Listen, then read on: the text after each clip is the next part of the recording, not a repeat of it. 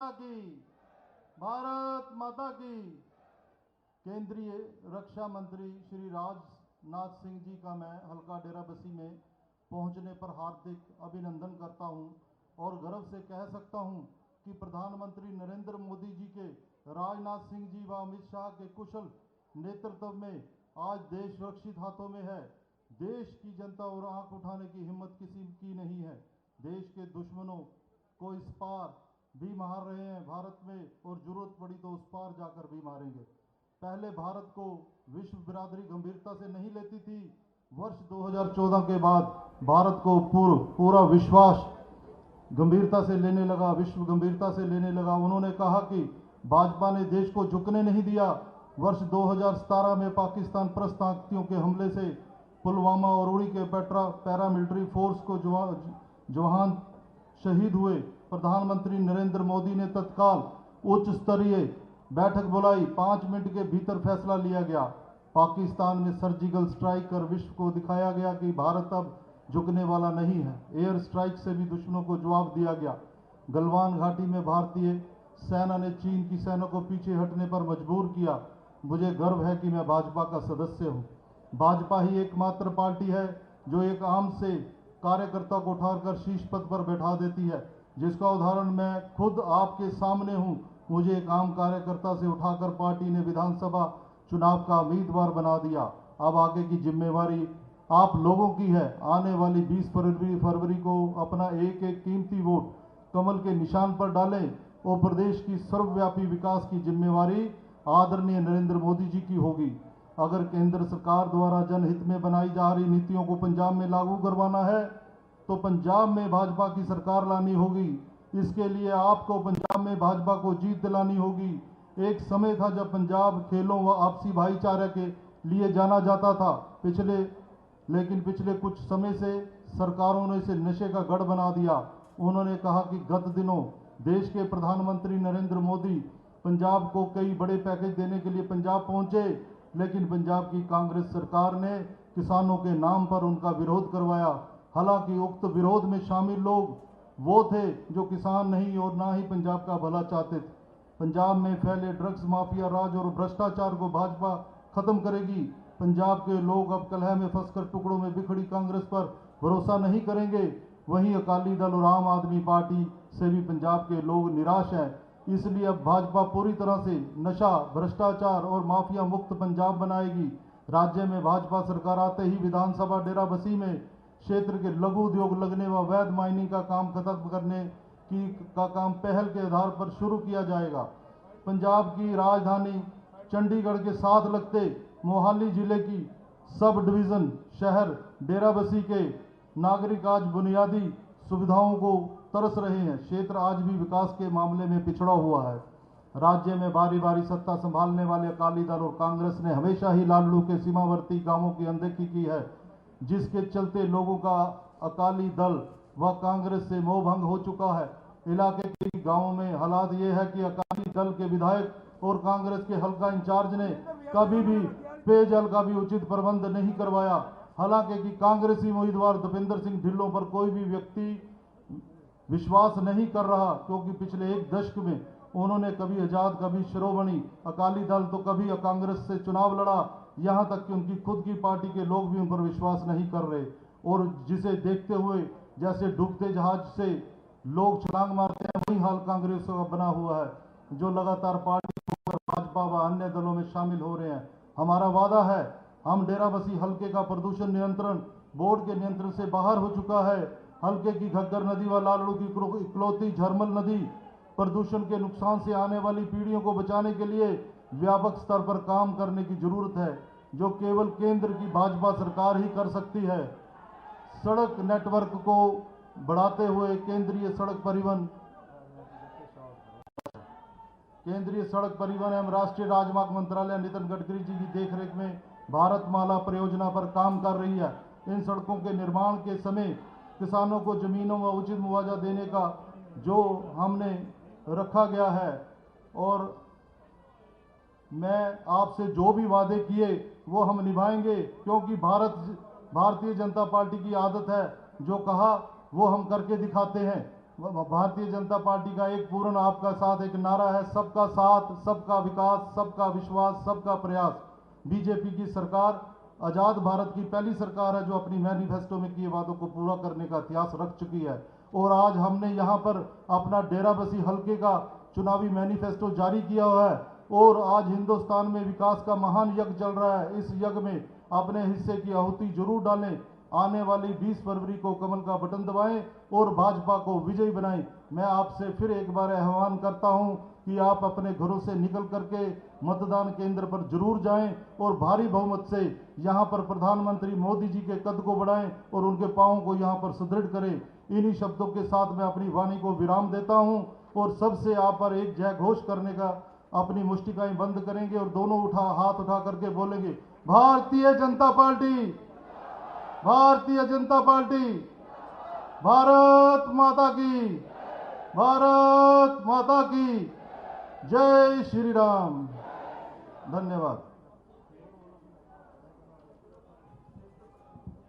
सब लोग मिलकर के जय घोष करेंगे, भारतीय जनता पार्टी, भाई नरेंद्र मोदी, भाई नरेंद्र मोदी, भाई राजनाथ सिंह जी, जय श्री राम, जय श्री राम। बोले सो निहाल, बोले सो निहाल, बोले सो निहाल, जय श्री राम।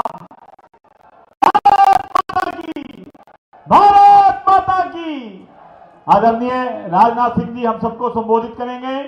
आदरणीय राजनाथ सिंह जी कृपया सब लोग बैठने का, शांति के साथ सुनने का कष्ट करेंगे। आदरणीय राजनाथ सिंह जी हमारे बीच में आप सबको संबोधित करने के लिए मंच पर पधार रहे हैं। बहुत बहुत धन्यवाद सभी कार्यकर्ताओं का। कृपया सब लोग जहां स्थान है शांति के साथ बैठे। सब लोग आदरणीय राजनाथ सिंह जी के स्वागत है जोरदार ताली बजाते हुए दोनों हाथ ऊपर करके जय घोष करेंगे, जय श्री राम, जय श्री राम, जय जय श्री राम।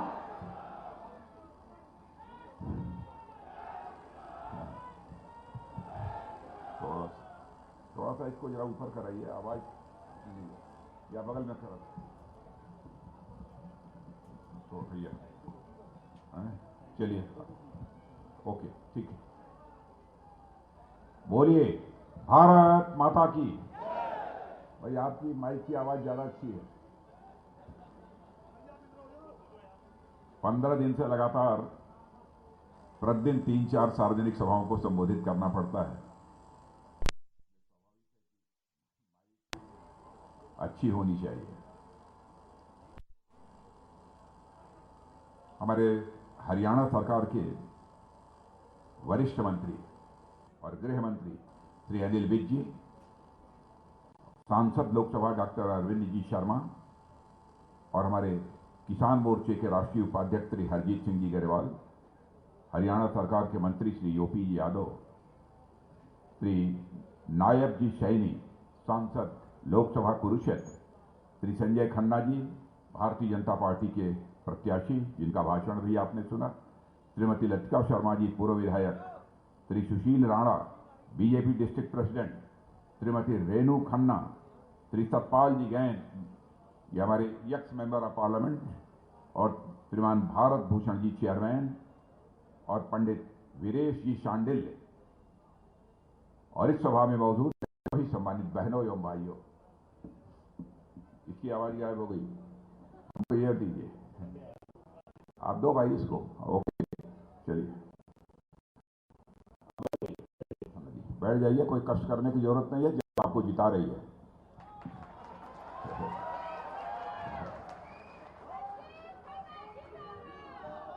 मेरे बहनों भाइयों, शायद इस स्थान पर सार्वजनिक सभा को संबोधित करने के लिए पहली बार आप सबके सामने खड़ा हुआ हूं। शायद इसके पहले मैं कभी नहीं आया हूं, पहली बार आया हूं, पूरी तरह से दुरुस्त आया हूं, और जिस गर्मजोशी के साथ आप लोगों ने स्वागत किया है उसके लिए मैं आभार व्यक्त करना चाहता हूं। और जानते हैं भारत की परंपरा है और शिष्टाचार का तकाजा भी है, स्वागत, अभिनंदन और सवाल सलाम दुआ कभी एक तरफा नहीं होना चाहिए। इसलिए मैं भी अपनी तरफ से शीश झुकाकर आप सभी बहनों भाइयों का हार्दिक अभिनंदन करता हूं, आप सभी का स्वागत करता हूं। बहनों भाइयों, यदि मैं आपके बीच आया हूं तो संजीव खन्ना के लिए, जो हमारे भारतीय जनता पार्टी के प्रत्याशी हैं, उनको विजय दिलाने की अपील करने के लिए यहां पर आया हूं।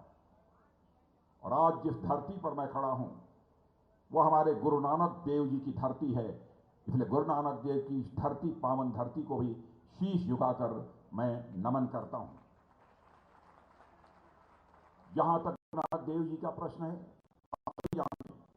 सत्य, संतोष, दया, विनम्रता और प्यार को आधार बनाकर ऐसे समाज की कल्पना उन्होंने की थी जो जात, पात, ऊंच नीच से ऊपर उठकर एकजुट हो और सबसे बनाई और सबसे भलाई में विश्वास करने वाला समाज हो। ऐसे समाज की गुरु नानक देव जी ने कल्पना की थी। भारत की यह विडंबना है, राजनीति की यह विडंबना है, बहुत सारी राजनीतिक पार्टियां कास्ट, क्रीड और रिलीजन, जाति, पंथ और मजहब के आधार पर समाज को बांटकर और सरकार बनाने की कोशिश करती हैं। भारतीय जनता पार्टी का मानना है राजनीति केवल सरकार बनाने के लिए नहीं की जानी चाहिए, राजनीति यदि की जानी चाहिए तो समाज बनाने के लिए राजनीति की जानी चाहिए, देश बनाने के लिए राजनीति की जानी चाहिए।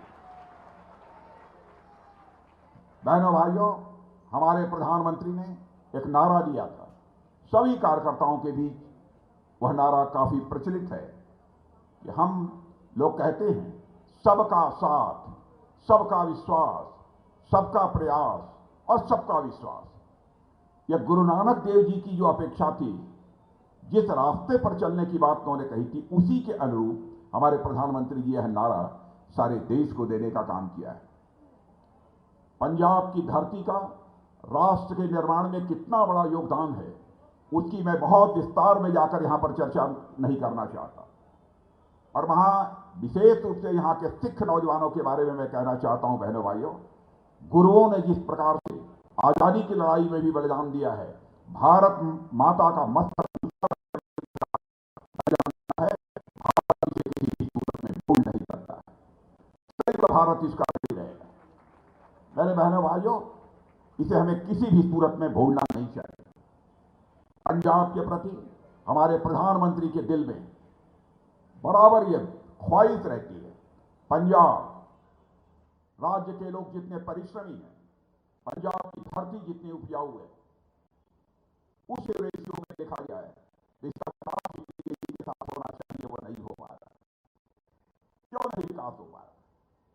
हिंदुस्तान में जहां जहां पर भारतीय जनता पार्टी की सरकारें, सारे सरकारों को आप देख सकते हैं। मैं दावे के साथ कह सकता हूं, पॉलिटिकल एनालिस्ट, राजनीतिक विश्लेषक होगा और सभी सरकारों के कामकाज की यदि समीक्षा करेगा तो सहज रूप से इस नतीजे पर पहुंचेगा, अच्छी सरकार चलाने वाली, गुड गवर्नेंस देने वाली यदि कोई राजनीतिक पार्टी इस हिंदुस्तान में है तो उस राजनीतिक पार्टी का नाम है भारतीय जनता पार्टी। 2014 के पहले का भारत, 2014 के बाद का भारत, मैं आपको याद दिलाना चाहता हूं, 2014 के पहले भारत अंतर्राष्ट्रीय मंचों पर कुछ बोलता था, सारी दुनिया भारत की बातों को जिस गंभीरता पूर्वक लिया जाना चाहिए वो नहीं लेती थी। लेकिन आज अंतर्राष्ट्रीय मंचों पर भारत कुछ बोलता है तो बहनों भाइयों, सारी दुनिया कान खोलकर सुनती है कि यह भारत क्या बोल रहा है, यह भारत कैसे बोल रहा है। आम धारणा लोगों की यह थी, भारत तो कमजोर भारत है, लेकिन वह धारणा बदल चुकी है सारी दुनिया की। भारत अब कमजोर भारत नहीं रहा है, भारत अब दुनिया का ताकतवर देश बन चुका है। बहनों भाइयों, मैं बहुत सारी ऐसी घटनाओं की चर्चा कर सकता हूं, लेकिन बहुत विस्तार में जाकर इसकी चर्चा नहीं करना चाहता हूं। भारत का जब मैं गृह मंत्री था, उस समय उरी और पुलवामा में पाकिस्तान से आतंकवादियों ने आकर हमारे पैरामिलिट्री के फोर्सेस के जवानों के ऊपर कायराना हमला किया। हमारे पैरामिलिट्री फोर्स के जवान शहीद हुए थे। उस समय प्रधानमंत्री जी ने हम 1-2 लोगों की केवल बैठक बुलाई, अब 10 मिनट के अंदर फैसला कर दिया। उसके बाद ही हमारे सेना के जवानों ने पाकिस्तान की धरती पर जाकर सर्जिकल स्ट्राइक और एयर स्ट्राइक करके आतंकवादी ठिकानों का सफारा करने में कामयाबी हासिल की थी। बहनों भाइयों, भारत का चरित्र रहा है कि भारत ने आज तक न तो दुनिया के किसी देश पर कभी आक्रमण किया है और न भारत ने कभी दुनिया के किसी देश की 1 इंच जमीन पर कब्जा किया है, और आज भी हमारा वही चरित्र है। लेकिन भारत की तरफ यदि कोई आंख उठाकर देखने की कोशिश करेगा तो भारत आज उसका मुंहतोड़ जवाब देगा।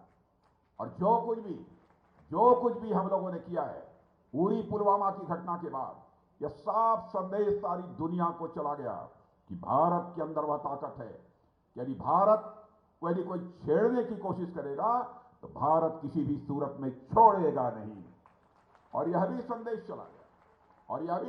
चला गया कि भारत के अंदर वह कुव्वत है कि भारत की तरफ यदि कोई आंख उठाकर देखने की कोशिश करेगा तो भारत इस पार भी मार सकता है, और जरूरत पड़ी तो बाउंड्री के पार भी जाकर मार सकता है। यह भारत की ताकत है। कोरोना पैंडेमिक के दौरान विगत 100 वर्षों में ऐसी महामारी कभी नहीं आई।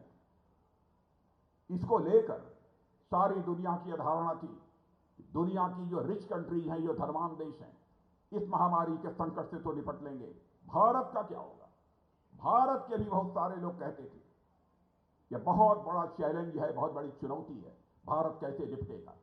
लेकिन अपने प्रधानमंत्री नरेंद्र मोदी जी के सूझबूझ की प्रशंसा की जानी चाहिए, उनके स्ट्रांग विल पावर की प्रशंसा की जानी चाहिए। बहनों भाई, जिस तरीके से उन्होंने इस महामारी के ऊपर काबू पाने में कामयाबी हासिल की है, उसकी प्रशंसा केवल भारत में नहीं हो रही है, दुनिया के दूसरे देशों में की जा रही है।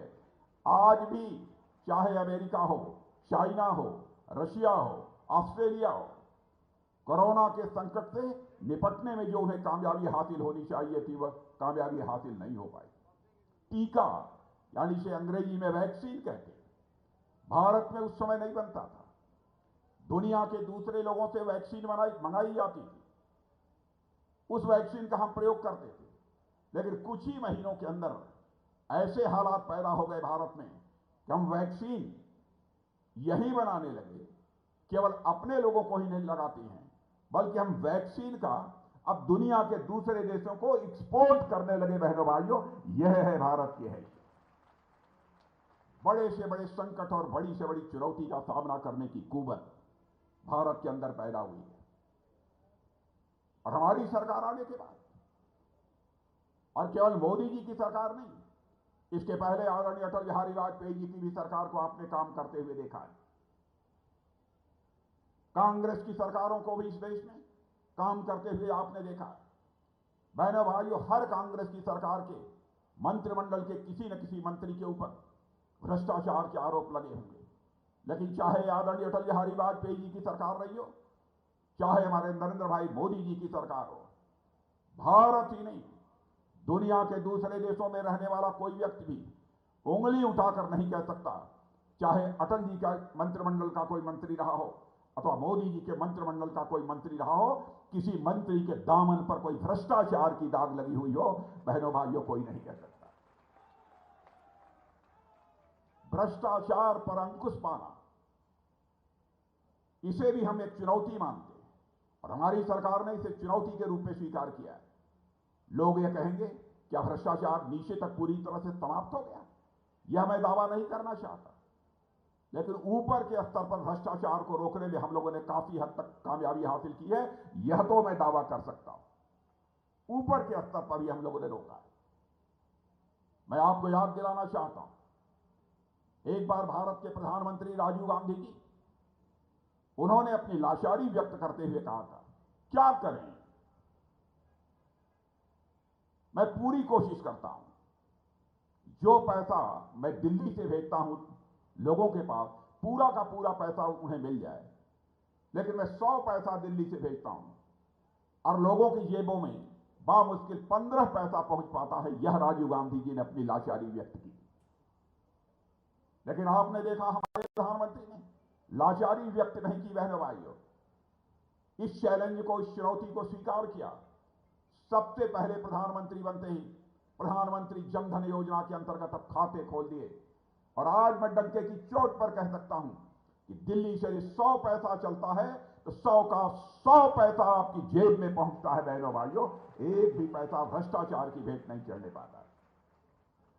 भ्रष्टाचार पर भी हम काबू पाना चाहते हैं तो केवल भाषण करने से भ्रष्टाचार पर काबू नहीं पाया जा सकता। सिस्टम में बदलाव लाना पड़ेगा, व्यवस्था में बदलाव लाना पड़ेगा।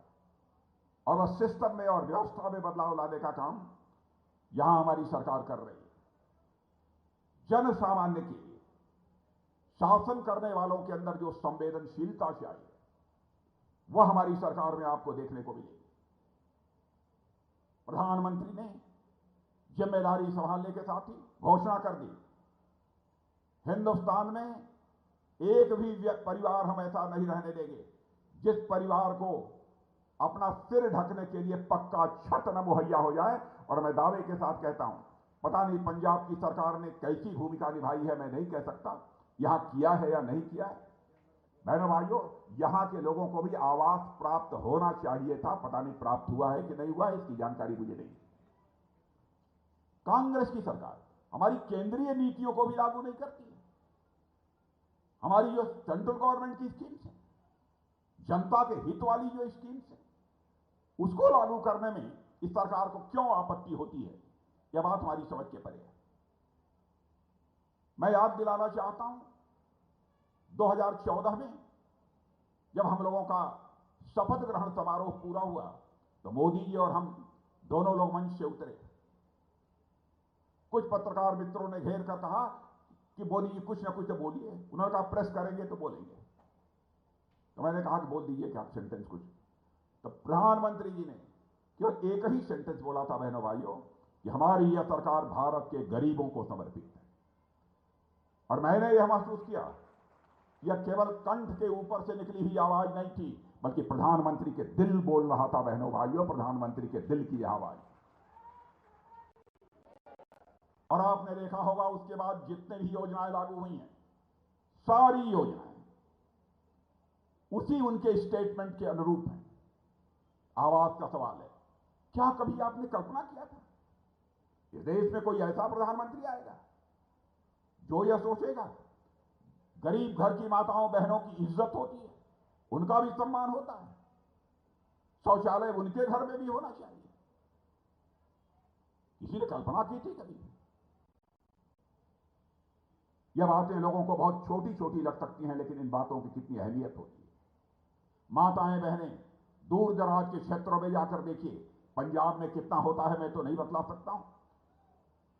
जलाशय में पानी लेने के लिए दूर दराज 3-3, 4-4, 5-5 घड़े लेकर जाती हैं। राजस्थान में भी जाकर देखिए, कुएं पर जाकर 2, 3, 4 घड़े के ऊपर घड़ा रखकर पानी भरकर वह घरों में लौटती थी।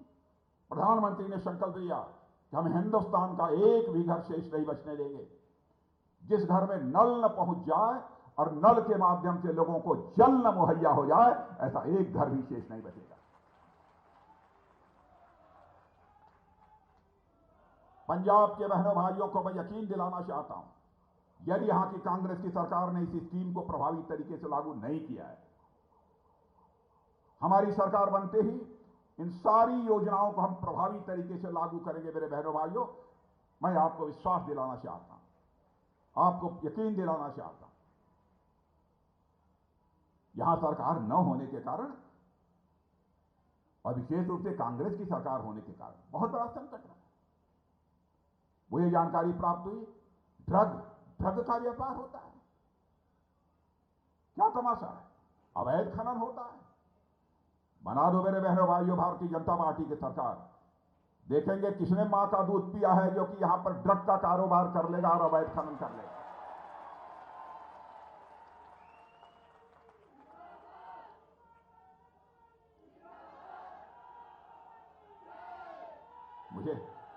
मुझे आश्चर्य होता है हमारे पंजाब के बहादुर जवानों को। ये नशेबाज बनाना चाहते हैं लोग, इससे बड़ा क्राइम क्या हो सकता है? ऐसे लोगों को माफ नहीं किया जाना चाहिए। और एक दिल्ली के नेता हैं, आम आदमी पार्टी, वो भी चले आए। वह कह रहे मैं आऊंगा, नशाबंदी मैं समाप्त कर दूंगा। अरे दिल्ली के दरवाजे दरवाजे तक शराब पहुंचाने की उन्होंने व्यवस्था कर दी, क्या ना नशाबंदी समाप्त करेंगे?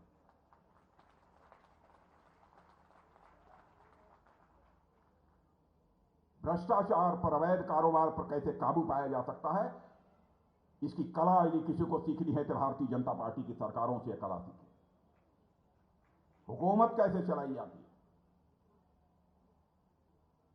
और शासक के भाव से हुकूमत नहीं चलाई जाती, सेवक के भाव से हुकूमत चलाई जाती है मेरे बहनों भाई, शासक के भाव से नहीं चलाई जाती। पंजाब के अंदर लोग हमारे किसान भाइयों को गुमराह करने की कोशिश करते हैं। मैं हमारे पास रिकॉर्ड में देना चाहता हूं, 5 सालों में हम लोगों ने रिकॉर्ड गेहूं की खरीद की है। 2021-22 में 132.8 लाख मीट्रिक टन गेहूं खरीदा है और किसानों के खाते में 23,000 करोड़ 23,000 करोड़ पैसा डाला है। पंजाब सरकार चाहती थी कि आज किसानों के अकाउंट में जो सीधे पैसा पहुंच रहा है वह न पहुंचे, लेकिन बहनों भाइयों हम लोगों ने बात नहीं मानी और अब किसानों के अकाउंट में सीधे पैसा जो गेहूं बेचते हैं, धान बेचते हैं, वह पहुंचने लगा। सारा का सारा पैसा जो किसानों को मिलना चाहिए वो मिल रहा है। प्रधानमंत्री किसान सम्मान निधि के अंतर्गत 6,000 रुपया चलता है, 2-2 हजार करके 3 किस्तों में आपकी जेब में पहुंचता है। किसान भाइयों ने भी कभी कल्पना नहीं की होगी कि ऐसा यहां पर होगा। कई ऐसे प्रभावी कदम, पंजाब में भले ही कांग्रेस की सरकार रही हो, हम लोगों ने इस बात की चिंता नहीं की कहां किस पार्टी की सरकार है, क्योंकि हम पॉलिटिक्स देश बनाने के लिए करते हैं। इसलिए यहां पर भी हाईवे बनाने का सवाल हुआ, मोर देन 1000 किलोमीटर हाईवे बनवाने का काम हम लोगों ने किया है इस पंजाब के अंदर। बहनों भाई, 18 सड़क परियोजनाएं और सुरक्षित हैं। मनरेगा की दृष्टि से अन्य बहुत योजनाएं हैं। एक योजना हमारी आयुष्मान भारत की है। मुझे बताया गया है कि पंजाब में यह योजना जिस तरीके से लागू की जानी चाहिए, यहां की कांग्रेस की सरकार ने उसे नहीं किया है। यकीन दिलाना चाहता हूं, भाजपा की सरकार बनाओ, विद इन 3 मंथ, 3 महीने के अंदर हम आयुष्मान भारत योजना लागू करेंगे। 3 महीने के अंदर जो भी हमारा मुख्यमंत्री बनेगा, मैं स्वयं टेलीफोन करके कहूंगा कि मैंने कमिट किया है पंजाब की जनता से, इसे तुरंत लागू किया जाए। लोगों को कल्पना नहीं है कि आयुष्मान भारत योजना कैसी योजना है, कल्पना नहीं। बहनों भाइयों, 5 लाख रुपए तक का मुफ्त इलाज होगा इस आयुष्मान भारत योजना के अंदर।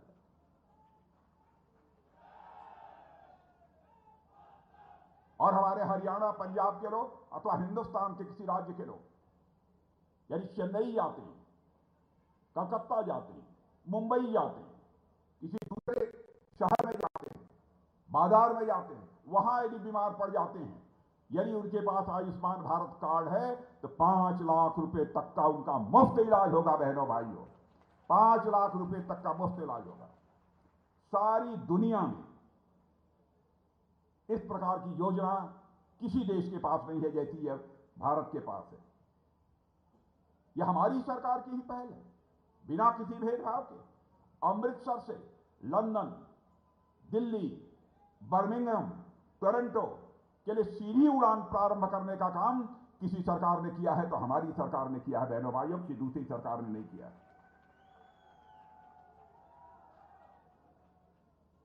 सिख समाज का जहां तक सवाल है, सिख गुरुओं की कुर्बानी को हम किसी भी सूरत में नहीं भूल सकते। कुछ ऐसी ताकतें हैं भीतरी और बाहरी जो भेदभाव पैदा करने की कोशिश करते हैं। मैं डंके की चोट पर कहना चाहता हूं, मैं भूल नहीं सकता महाराजा रणजीत सिंह को, जिन्होंने हरमिंदर साहब के ऊपर सोने का छत्र लगवाया, तो वहीं पर सातई में काशी विश्वनाथ मंदिर पर भी उतने ही वजन का सोने का छत्र लगवाने का काम महाराजा रणजीत सिंह ने किया।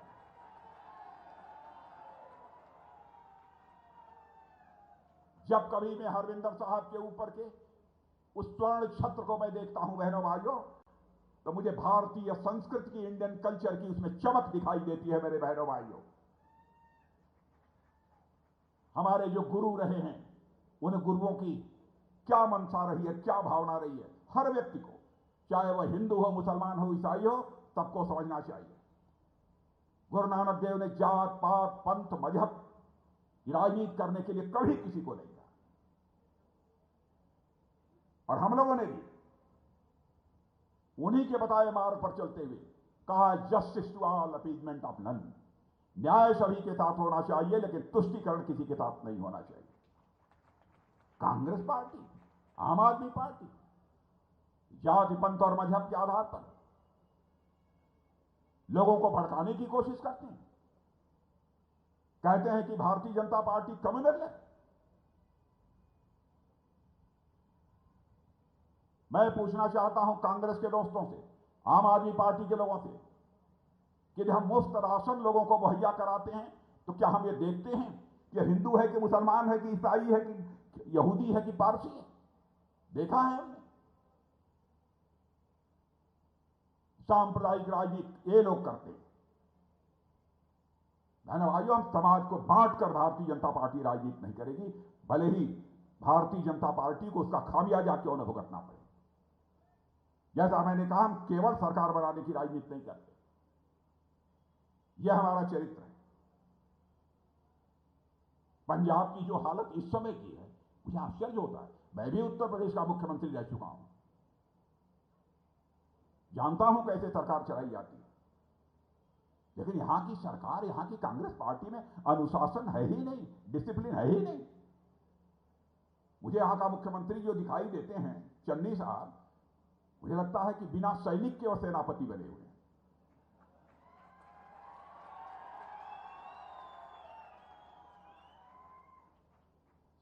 उनका सैनिक कोई है ही नहीं, सब सेनापति बने हुए हैं। एक कहावत है, गांव बसा नहीं, लुटेरे आ गए। और कांग्रेस नेता एक दूसरे के ऊपर आरोप लगा रहे हैं। मेरे दोस्तों, लगातार आरोप का सिलसिला चल रहा है। एक कांग्रेस के नेता, राज्यसभा के एमपी हैं शमशेर सिंह जी, उन्होंने कहा है कि कांग्रेस आम कार्यकर्ताओं की जगह शराब माफिया से जुड़े लोगों को आगे बढ़ाने की कोशिश कर रही है। पता ही है, हम नहीं कह रहे, कांग्रेस के एमपी कह रहे हैं।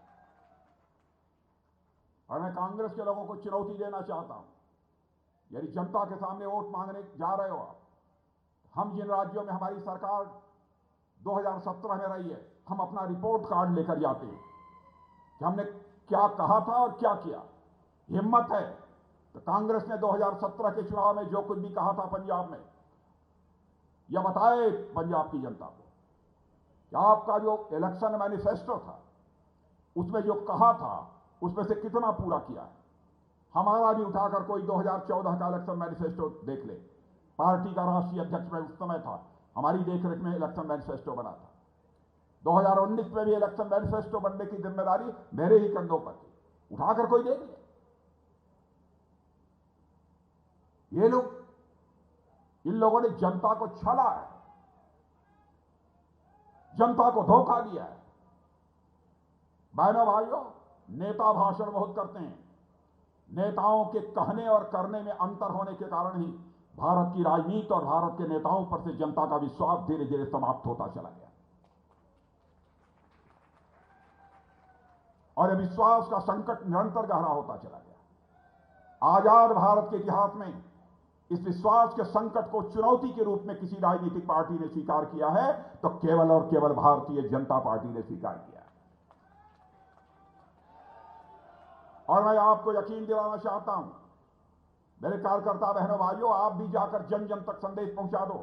भारतीय जनता पार्टी हिंदुस्तान और पंजाब की जनता के भरोसे को टूटने नहीं देगी बहनों भाइयों, चाहे उसके लिए हमको कितनी भी कीमत, बड़ी कीमत क्यों न चुकानी पड़े।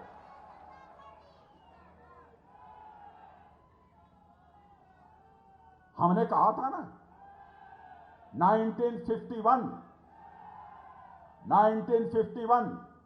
1951 में जनसंघ के रूप में जब हम काम कर रहे थे, उस समय हमारे नेता डॉक्टर श्यामा प्रसाद मुखर्जी ने 1951 पहले इलेक्शन में आजाद भारत के इलेक्शन मैनिफेस्टो तैयार हुआ था, उसमें कहा था जिस दिन हमारी सरकार बनेगी जम्मू कश्मीर को धारा 370 के तहत जो स्पेशल स्टेटस प्राप्त है उसको हम चुटकी बजाकर समाप्त करेंगे। संसद में बहुमत मिल गया और मेरे बहनों भाइयों, आपने देखा क्षण भर के अंदर ही धारा 370 को हमने समाप्त कर दिया और आज जम्मू कश्मीर का वही दर्जा है जो हिंदुस्तान के अन्य राज्यों का दर्जा है।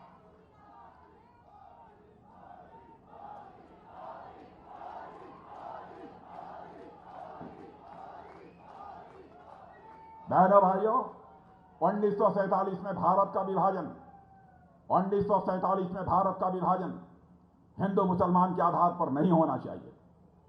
यह विडंबना थी, दुर्भाग्यपूर्ण था,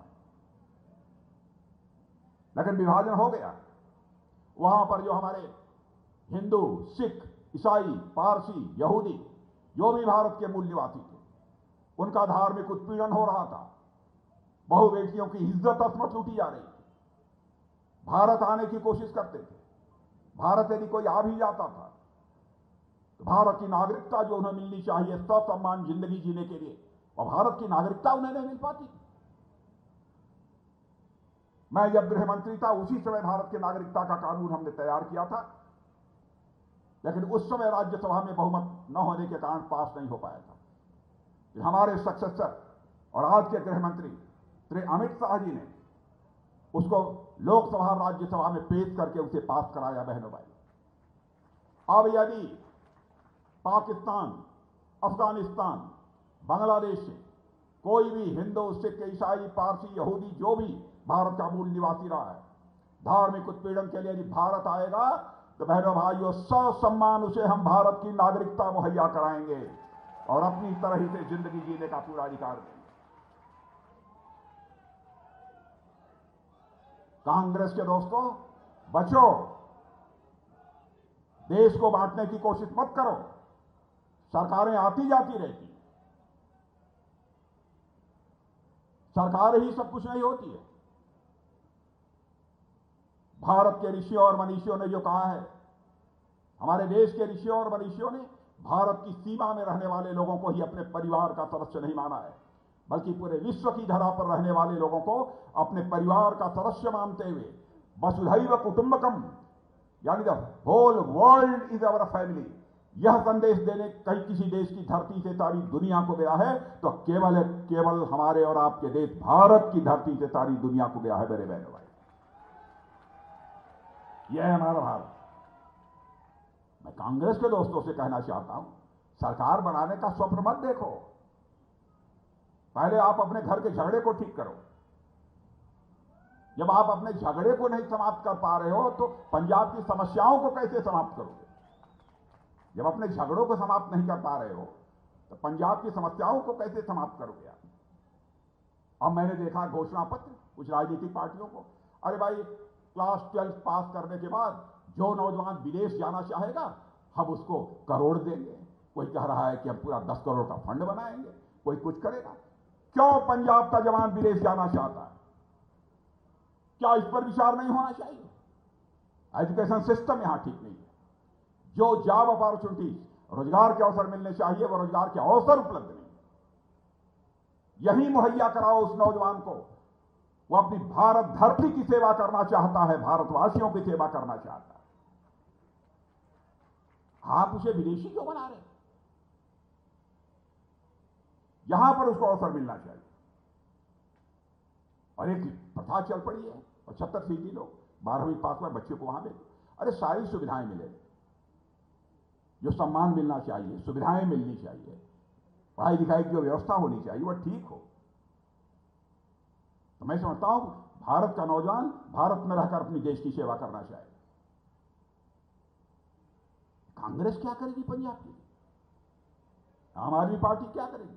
प्रधानमंत्री की सुरक्षा का सवाल है ना भाइयों। प्रधानमंत्री केवल प्रधानमंत्री नहीं है। आज तक मैंने कभी, चाहे पंडित जवाहरलाल नेहरू हो, श्रीमती इंदिरा गांधी हो, चाहे कोई भी कांग्रेस का प्रधानमंत्री, किसी प्रधानमंत्री की मैंने आलोचना नहीं की। देवगौड़ा जी भी हो, डॉक्टर मनमोहन सिंह जी हो, मेरा यह मानना है प्रधानमंत्री होता है, वह इंडिविजुअल नहीं है, व्यक्ति नहीं है, वह संस्था होता है, इंस्टीट्यूशन है। और हेल्दी डेमोक्रेसी में, स्वस्थ लोकतंत्र में संस्थाओं का सम्मान किया जाना चाहिए, तभी लोकतंत्र का स्वास्थ्य ठीक रह पाएगा। बहनों भाइयों,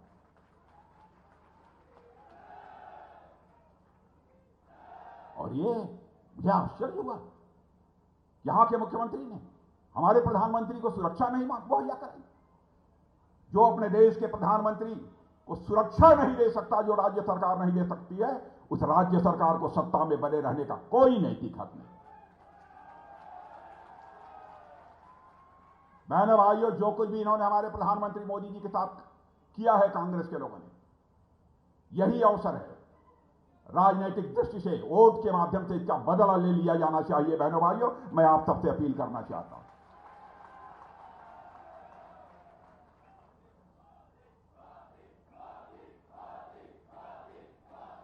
और मैं यह भी कहना चाहता हूं, बहनों भाइयों, इन्हें पता नहीं क्या हो गया है। ये कांग्रेस के नेता हैं, नौजवान हैं, पता नहीं कितनी उम्र है मुझे नहीं मालूम, लेकिन कहते हैं नौजवान। संसद में खड़े होकर उन्होंने कह दिया कि गलवान में भारत और चीन के लोगों के बीच जो संघर्ष हुआ था, उसमें भारत के सेना के जवान मारे गए बड़ी संख्या में, और चीन के केवल 3-4 मारे गए। क्या किसी राजनीतिक पार्टी के नेता को देश की एकता, अखंडता और संप्रभुता के साथ इस तरीके से खिलवाड़ करने का हक है? उसी के 1-2 दिन आगे पीछे ऑस्ट्रेलिया के एक खोजी पत्रकार ने क्लेक्सॉन KLEXON अखबार में लिख दिया कि पूरी छानबीन करने के बाद मैं इस नतीजे पर पहुंचा हूं कि भारत और चीन के जवानों के बीच गलवान घाटी में लद्दाख में जो संघर्ष हुआ था, उसमें चीन के 38 से लेकर 50 लोग, 38 तो 50 लोग मारे गए हैं। बहनों भाई, और यहां तक भी कह दिया, हमारे देश के सेना के जवानों के शौर्य, पराक्रम और साहस पर सवालिया निशान लगा रहे हैं। क्या कर रहे हैं?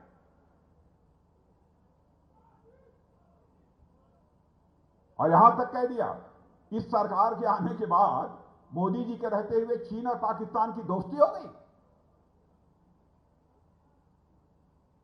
मैं कांग्रेस के जो वरिष्ठ नेता हैं उनसे मैं कहना चाहता हूं, राहुल जी को यदि एंशियंट इंडिया, प्राचीन भारत के इतिहास की जानकारी नहीं है, तो कम से कम आजाद भारत के इतिहास की तो जानकारी उनको दे दीजिए।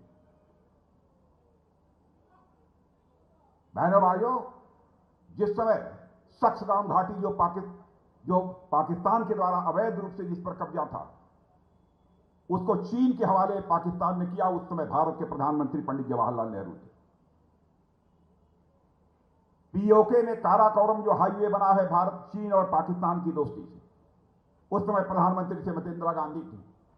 चाइना पाकिस्तान इकोनॉमिक कॉरिडोर बना है चाइना और पाकिस्तान की दोस्ती के कारण, उस समय सरकार डॉक्टर मनमोहन सिंह जी की थी, हम लोगों की सरकार नहीं थी। और उल्टे आरोप हमारे ऊपर लगा रहे हैं। देश की जनता के आंखों में धूल झोंककर अपने राष्ट्र के मान, सम्मान और स्वाभिमान के ऊपर सवालिया निशान लगाने की कोशिश कर रहे हैं। बहनों भाइयों, इन सब सारी हरकतों से चाहे कोई राजनीतिक पार्टी हो, बचना चाहिए।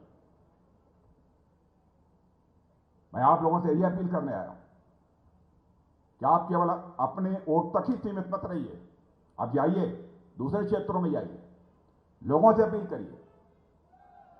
पंजाब को एक रिच स्टेट बनाने के लिए, धनवान देश बनाने के लिए, पंजाब के नौजवानों के हाथों को रोजगार मुहैया कराने के लिए, पंजाब वासियों का मस्तक ऊंचा करने के लिए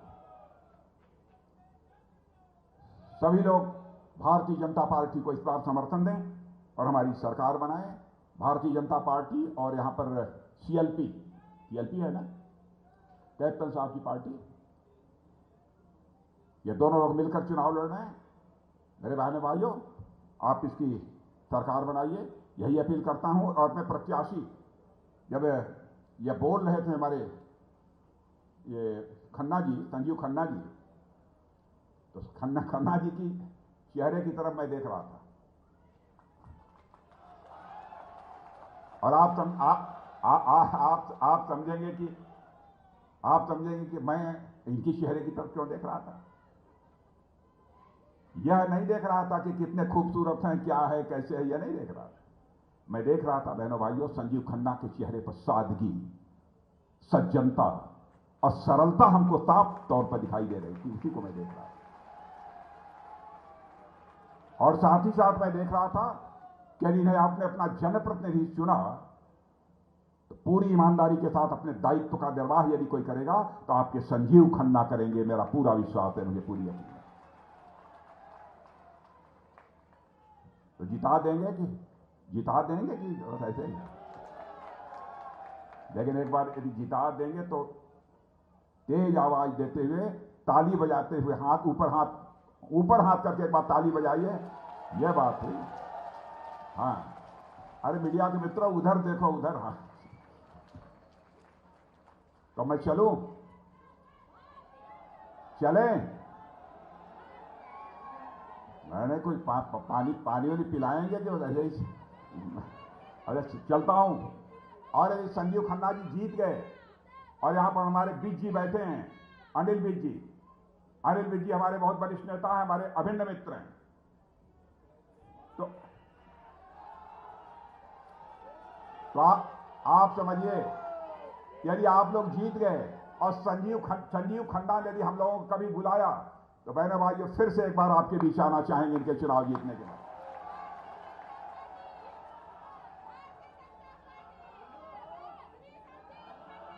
और यदि हम दोबारा आना चाहेंगे तो फूलों की हार पहनकर हम लोग अपना स्वागत कराने के लिए नहीं आना चाहेंगे, बल्कि शीश झुकाकर आप सभी लोगों के प्रति आभार व्यक्त करने के लिए यहां पर आना चाहेंगे। आप सबको बहुत बहुत धन्यवाद।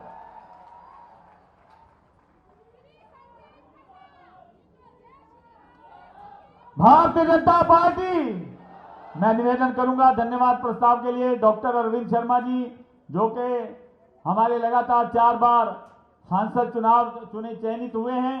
कृपया डॉक्टर अरविंद शर्मा जी भी मंच पर पधारें और आप सभी आए हुए भारतीय जनता पार्टी के कार्यकर्ताओं का आभार व्यक्त करें।